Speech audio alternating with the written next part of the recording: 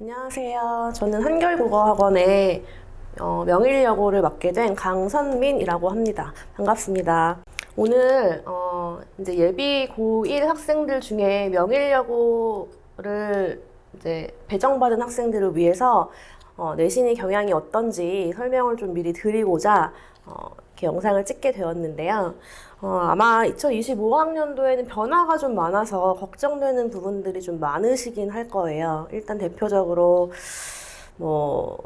고교학점제가 실시되기도 하고, 그 다음에 내신 등급도 5등급제로 바뀌기 때문에 걱정이 되게 많으실 텐데, 그런 점들, 중요한 점들 중심으로 설명을 한번 드려보도록 하겠습니다. 일단 수능부터 먼저 말씀을 드릴게요. 가장 수능에서 이제 변화가 큰 것 중에 하나는 원래 기존에는 몇 년 동안 선택 과목을 넣어놨어요. 그래서 화법과 작문을 선택하는 아이들, 그리고 언어와 매체를 선택하는 아이들, 이렇게 선택 과목에 따라서 조금 다른 학습을 했었어야 되는데, 이게 개편이 되면서 공통 과목으로 아주 예전처럼 화법과 작문, 언어와 매체가 다 하나로 지금 들어와 있다고 보시면 되거든요. 그래서 과목이 화법과 언어 이렇게 지금 독서와 작문 이렇게 나와 있는데, 언어에 해당하는 부분이 문법이라고 보시면 되고, 그래서 문법이 아마 조금 부담이 되는 학생들이 늘어날 것이다 라고 예상을 할 수는 있는데, 사실 1학년 때 공통적으로 내신에서 문법이 중요한 시험 범위 중에 하나예요. 그래서 1학년 때 내신을 좀 충실하게 해놓으면 사실 어떻게 보면 오히려 좀 편하게 가져갈 수도 있다라고 생각을 하실 수도 있거든요. 그래서 공통 문학으로, 공통 과목으로 이렇게 빠졌다는 점이 가장 중요한 변화 중에 하나고요. 그래서 선택 과목에 따른 아무래도 유불리 문제가 좀 있었다고 생각을 하시면 되거든요. 그러니까 아무래도 언매를 선택하는 아이들이 등급을 받는 게 조금 더 수월했던 측면이 있고, 상위 등급의 아이들이 언매를 주로 많이 선택을 했었어요. 그래서 그런 유불리 문제를 조금 완화시키려고 하는 의도가 있는 것 같아요.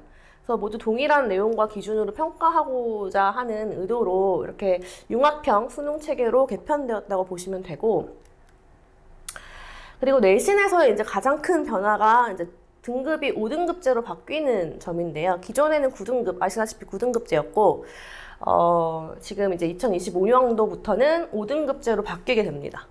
그래서 1등급이 지금 10%까지가 1등급이에요. 보통 한 2등급, 기존에 2등급 정도 받았던 학생들이 다 1등급을 받는다고 보시면 되는데, 굉장히 폭이 넓어졌죠. 그래서 이게 근데 무조건 좋다, 나쁘다 이렇게 말을 할 수는 없을 것 같아요. 내신에서 사실은 오히려 좀 치열해졌다라고 볼 수도 있을 것 같고, 이 내신 5등급제로 인해서 수능 체제나 대학교에서 학생들을 뽑는 기준 이런 것들이 조금 변화가 될 것 같기는 합니다.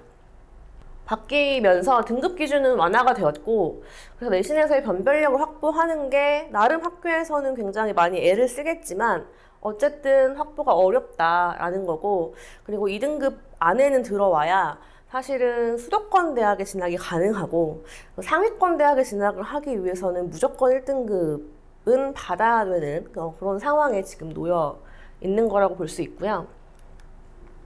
네, 그럼 이제는 명일여고 국어가 크게 어떤 특징을 내신에서 가지고 있는지를 말씀을 드려보도록 할게요.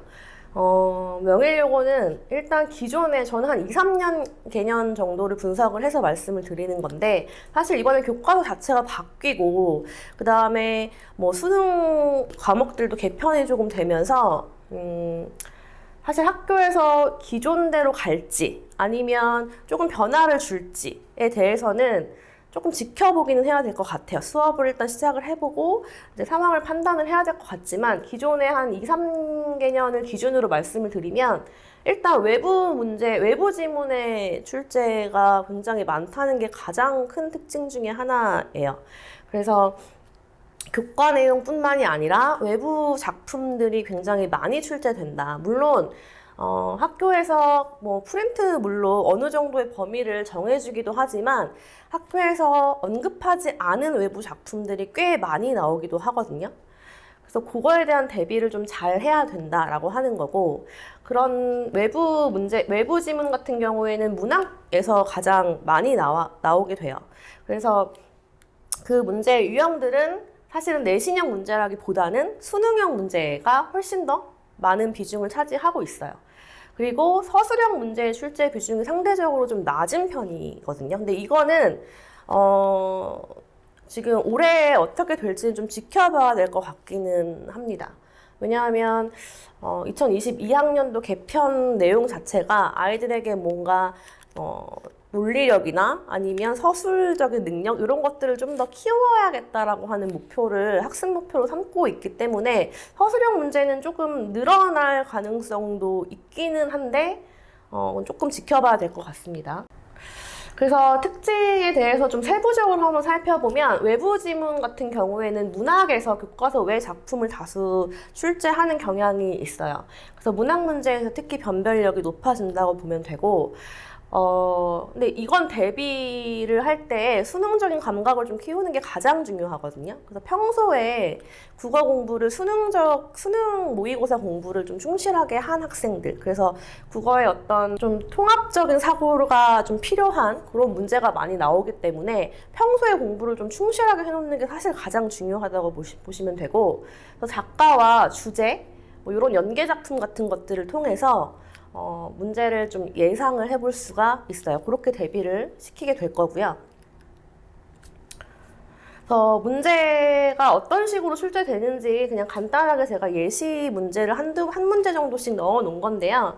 본문과 연관된 외부 작품을 출제를 하는데, 보시면 보기에 이렇게 어떤 다른 작품을 이렇게 제시를 해놓고 이 보기를 기준으로 뭐 그 교과 작품을 한번 비교 한번 해석해 보자, 뭐 이런 식으로 문제가 나오는 그런 경향이 있고요.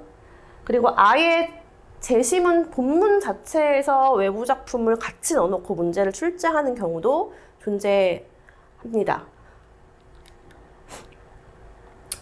아까 말씀드렸듯이 수능형 문제 출제 비중이 높다는 것도 굉장히 중요한 특징 중에 하나예요. 아무래도 5등급제로 내신이 이제 바뀌면서 사실 수능이 조금 더 강세가 될 수밖에 없는 상황이라 학교에서도 아마 내신 문제에도 수능형 문제를 많이 출제를 할 거는 같아요. 그래서 그 경향은 아마 변함이 없을 거라는 생각이 들고, 수능형 문제의 가장 중요한 특징은 암기는 전제되어 있다는 거고요. 그러니까 암기를 해서 그걸 아냐 모르냐를 물어보는 문제가 나온다기보다는 그 암기를 바탕으로 그 개념을 적용하거나 작품을 해석하거나 이런 식의 문제가 많이 출제가 돼요.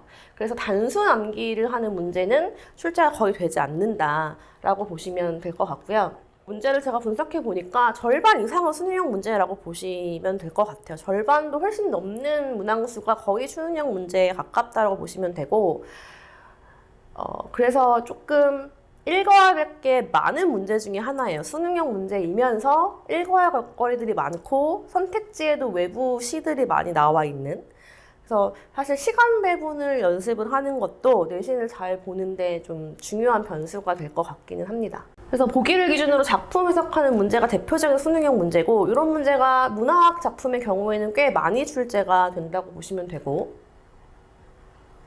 문법 문제도 마찬가지예요. 문법은 기본적으로 암기이긴 하지만 문법 문제도 단순 암기를 낸다기보다는 좀 적용을 해서 좀 읽을 거리들을 좀 많이 이렇게 좀 제시하는 편이거든요.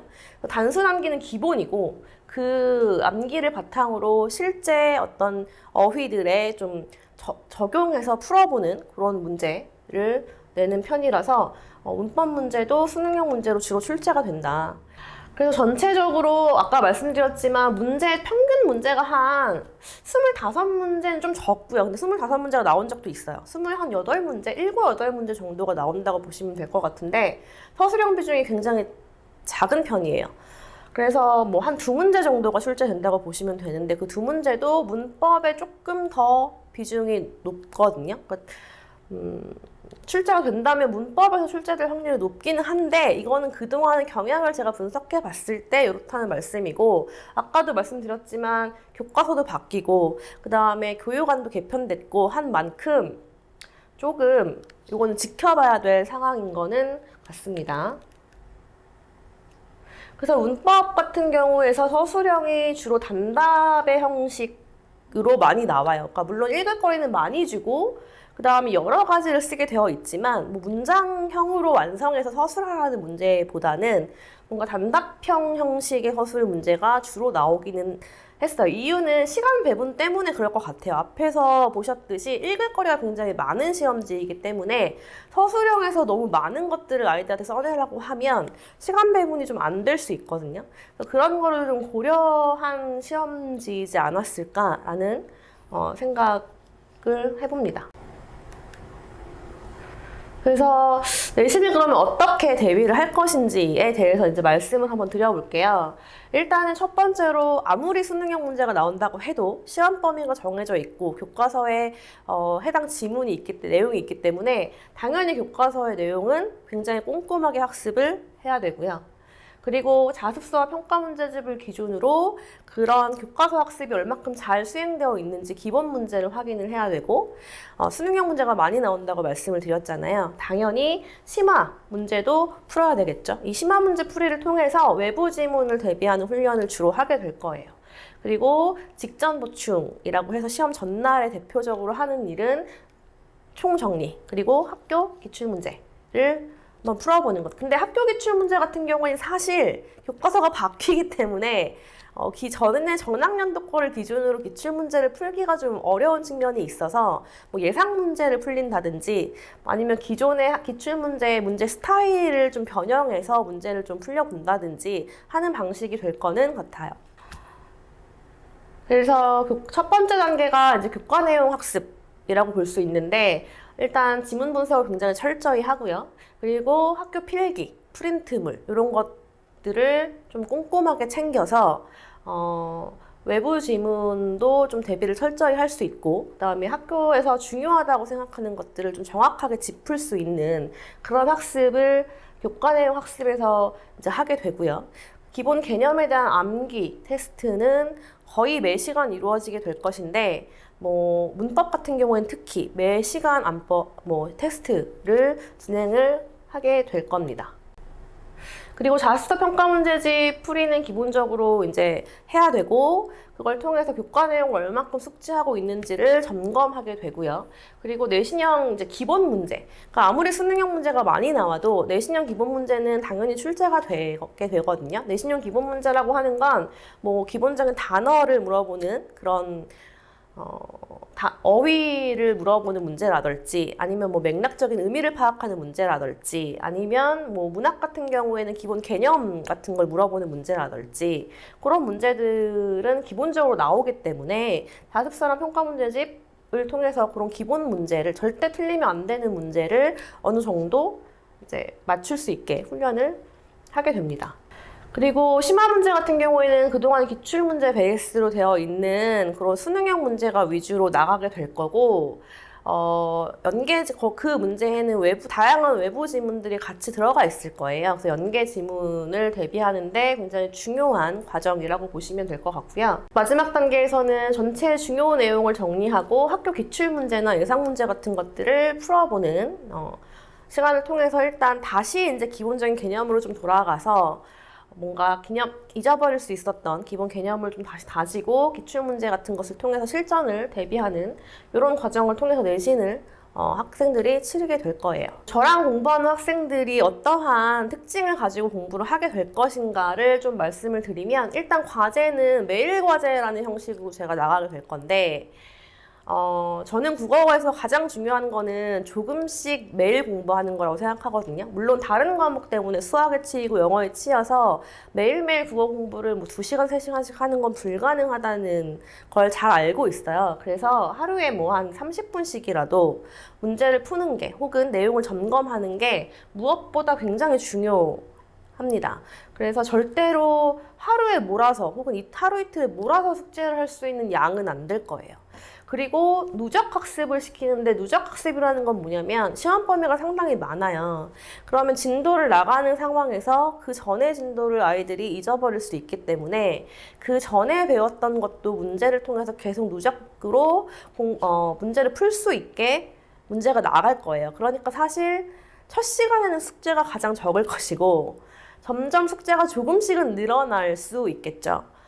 그래서 사실은 하루에 다 할 수 있는 양은 절대로 아닐 거고 저는 그리고 채점은 웬만하면 제가 다 하려고 애를 씁니다. 모든 문제를 다 학생들한테 채점을 맡기는 게 현실적으로는 좀 안 될 수는 있는데 기본적으로 매일 과제 같은 심화 문제 같은 경우에는 제가 채점을 직접 웬만하면 해요. 내고 가라고 하고 그 다음 시간에 나눠줘서 틀린 거를 학원에서 직접 고치도록 그렇게 수업을 진행을 할 생각이에요. 이유는 해설지를 보고 그냥 이게 그 틀린 게 이게 답이구나 라고 알고 넘어가는 건 사실 별로 의미가 없어요. 본인이 왜 그 답을 했는지를 한번 점검해보고 답이 뭔지를 다시 한번 생각해보는 과정이 반드시 필요한데 해설지를 노출시켜버리면 이미 정답을 이미 보는 꼴이 되어버리기 때문에 좀 도움이 안 된다고 생각을 하기도 하고 그 다음에 간혹 숙제를 성의 없게 하는 학생들도 있기 때문에 그런 어떤 방지를 위해서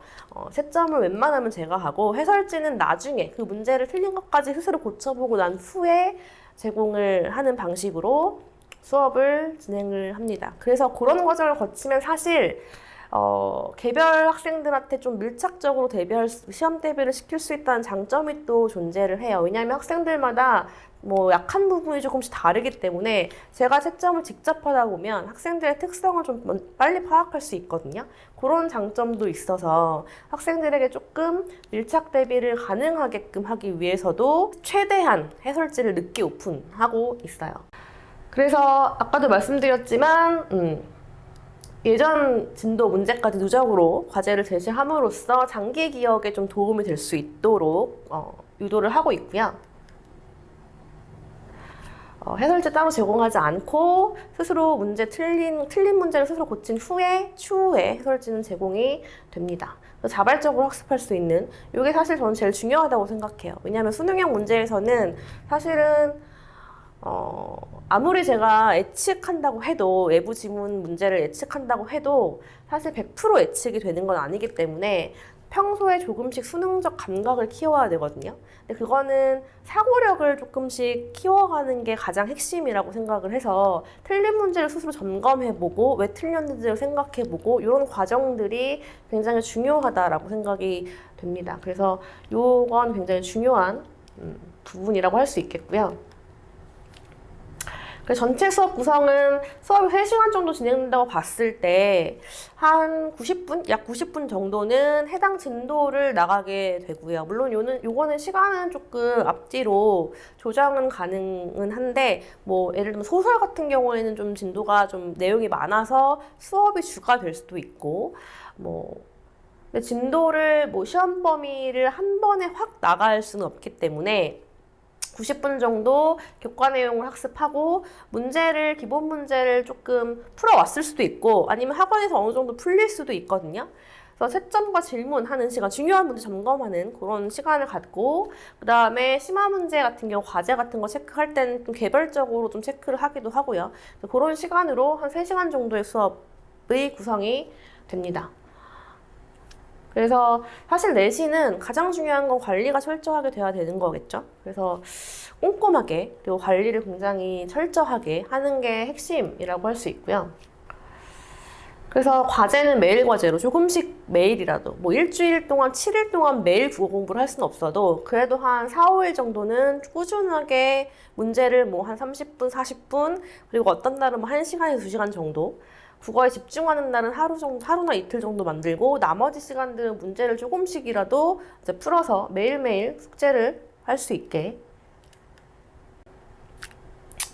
그 과제 점검은 굉장히 철저하게 하는 편이에요. 채점을 일단 제가 하기 때문에 아이들이 이걸 찍었는지 찍지 않았는지도 알 수 있거든요. 사실 문제 푸는 스타일을 파악할 수 있기 때문에 과제 점검은 굉장히 철저하게 이루어지는 편이고 그리고 만약에 과제가 안 되어 있거나 그리고 좀 많이 부족한 학생들 같은 경우에는 시간을 조금 따로 잡아서 클리닉을 진행을 할 생각이에요. 평일에 하루를 부를 수도 있고 아니면 앞뒤로 할 수도 있고 1대1로 어떻게든 클리닉을 조금 진행할 수 있는 방향으로 해보려고 합니다. 여기까지 명일여고 내신 대비 설명회를 마치겠습니다. 감사합니다.